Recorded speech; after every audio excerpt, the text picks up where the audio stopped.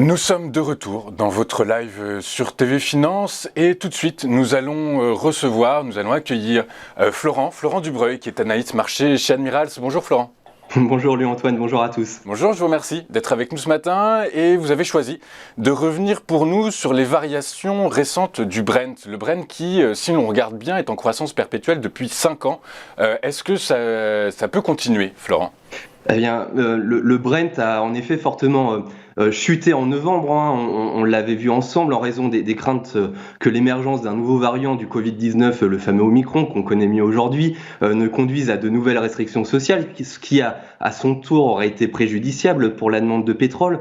Cependant, dans la mesure où les signes ont continué à être de plus en plus positifs et que la plupart des grandes économies mondiales ne semblent pas envisager de confinement strict comme nous l'avons vu en 2020, eh bien le prix du pétrole a réagi en conséquence. Donc, depuis le début du mois de décembre, alors je reviens pas forcément 5 ans en arrière, mais en tout cas depuis le début du mois de décembre, le cours du Brent a suivi une trajectoire ascendante, clôturant même au-dessus des $80 le baril la semaine dernière et retrouvant ainsi ses niveaux pré-Omicron. Donc, outre la faiblesse du dollar, les prix du pétrole sont actuellement soutenus par l'offre restreinte de l'OPEP+, qui est en retard sur la demande croissante. Il y a également cette offre qui est actuellement inférieure au quota convenu, car certains membres, tels que le Nigeria, ne produisent pas le volume escompté. Et puis, il y a également la Libye, qui est membre également de l'OPEP+, qui n'est pas liée par les restrictions de l'offre de l'organisation, qui, elle, a également vu son offre affectée par la maintenance récente des oléoducs et par la perturbation des champs pétrolifères. Donc avant-hier soir à 22h30, l'American Petroleum Institute a publié les données concernant les stocks de pétrole américains. Les stocks, eh bien, ils ont à nouveau baissé pour la 7e semaine consécutive à 1077 millions de barils, ce qui a provoqué une nouvelle hausse dépassant les $84 hier et même $85 en séance. J'ai mis en valeur sur le graphique les 7 dernières semaines et l'on voit très bien que le manque de barils, alors ce n'est pas la seule cause, mais en tout cas ce manque de barils fait grimper le prix actuellement. Côté technique, il y a une résistance à 86,5 $ que l'on retrouve en 2014, en 2017 et en 2021. Donc c'est une résistance long terme que nous regardons très attentivement sur le court terme chez Admirals. Ok, très clair, je vous remercie Florent. On poursuit avec l'inflation aux États-Unis qui a atteint un pic historique, puisque depuis 1982, on n'avait jamais vu une inflation à 7%.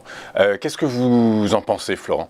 Ce que j'en pense, c'est que c'est sans doute le thème 2022, Louis-Antoine. L'inflation mondiale est haute, voire très haute. En effet, le record de 82 est tombé. Hier après-midi, c'est le plus haut depuis 82.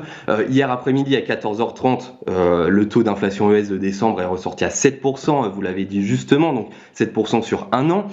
Jérôme Powell, il a tenu un discours devant le Sénat américain avant-hier dans le cadre de sa nomination au poste de président de la Fed pour son second mandat. C'est la nomination qui a été faite par le président Biden il y a quelques mois. Qu'est-ce que Powell a dit ? Il a très clairement indiqué, et sans grande surprise, qu'il ne voulait plus et qu'il n'y avait plus besoin de politique accommodante et sa priorité en haut de la liste est de retrouver une stabilité des prix. Et puis, d'après lui, cela devrait se produire second semestre 2022. Il a également dit que l'inflation qui est plus structurelle, c'est-à-dire plus longue que prévu, est une menace grave, ce sont ses mots, sur la reprise du marché de l'emploi, d'où la nécessité de remonter les taux en 2022. Alors, il ne donne jamais de date précise dans ce type de discours, mais courant 2022, la Fed va commencer à réduire son bilan énorme de 8 770 milliards de dollars d'obligations en arrêtant de racheter les obligations arrivant à échéance. Donc les investisseurs ont été rassurés dans le fait que Powell ne fasse aucune surenchère par rapport à ses précédents discours et réunions du FOMC notamment. Encore une fois, il joue un rôle d'équilibriste, j'aime bien utiliser ce mot ici parce que c'est le cas, il est totalement dans la lignée de ce qu'il a dit jusqu'à présent.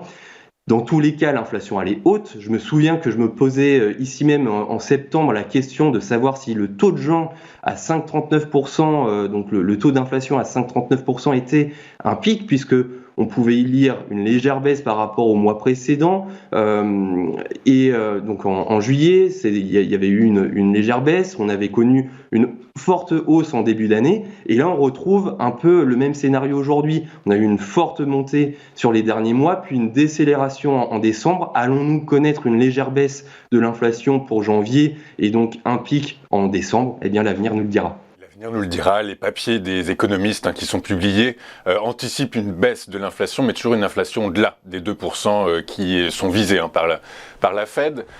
Florent, on va finir avec un conseil, un secret que vous allez nous livrer. Comment passer de trader débutant à trader expert, Florent? Eh bien, je vous parlais la semaine dernière, Louis-Antoine, du compte démo Admirals. Eh bien, aujourd'hui, il me semblait important de vous parler d'une formation Admirals qui s'appelle de Trader 0 à Trader Pro, et donc qui est destinée à tous ceux qui débutent dans l'investissement financier, dans le trading. Il s'agit d'une formation qui est gratuite, qui dure 20 jours, qui vous permet de lier la théorie à la pratique, de comprendre et d'apprendre les bases et de vous perfectionner. Donc, vous pouvez vous inscrire sur, là encore, l'adresse n'a pas changé, vous la connaissez maintenant, c'est www.admiralmarkets.com/fr et de venir dans la rubrique formation. Très bien, merci beaucoup Florent pour ce secret qu'on se partagera entre initiés. Je rappelle Florent que vous êtes analyste chez Admirals. On marque une pause et on se retrouve dans un instant pour la suite de votre édition du live de TV Finance. À tout de suite.